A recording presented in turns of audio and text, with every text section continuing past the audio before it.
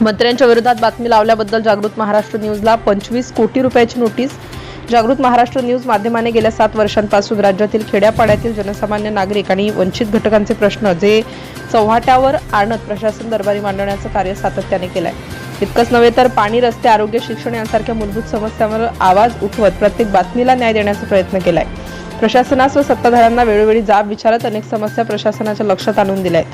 अशाच एका प्रकरणात नागपूर येथील पत्रकार रामेश्वर दरेकर यांनी महसूल मंत्री बावनकुळे यांच्यावर जमिनी संदर्भात काही गंभीर आरोप केले होते. ही बातमी जागृत महाराष्ट्र फेसबुक पेजवर प्रसिद्ध करण्यात आली होती. त्या बातमीत स्पष्टपणे नमूद करण्यात आले होते की हे आरोप संबंधित पत्रकाराचे आहेत.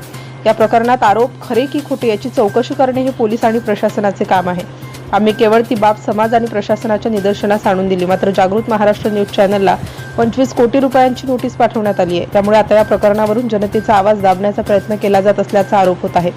जागृत महाराष्ट्र न्यूज हे केवळ बातमी देणारे माध्यम नाही तर समाजातील वंचित दुर्लक्षित घटकांचा आवाज आहे. दरवर्षी राज्यातील आदर्श शिक्षक, समाजसेवक यांना सन्मानित करून समाजातील चांगल्या कार्याला प्रोत्साहन देण्याचं कामही माध्यम करत आहे. तसेच राज्यातील अनेक जिल्ह्यातील ग्रामीण व खेड्यातील विद्यार्थ्यांना सन्मानित करून त्यांना प्रोत्साहन देणारे हे पहिले माध्यम ठरले आहे. जागृत महाराष्ट्र न्यूज या माध्यमाने बातमी लावल्यामुळे जागृत महाराष्ट्र न्यूज चॅनलचे संपादक अमोल भालेराव यांना 25 कोटी रुपयांची नोटीस पाठवण्यात आली आहे.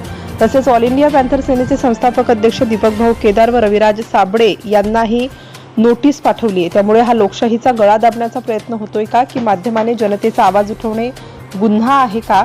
लोकशाहीत प्रश्न विचारणाऱ्यांनाच गप्प बसवण्याचा प्रयत्न सुरू आहे असे अनेक प्रश्न आता निर्माण होत आहेत. याबाबत आपणास काय वाटते नक्की कमेंट करा. नवराष्ट्र माझा, सतीश वाघमारे, नांदेड.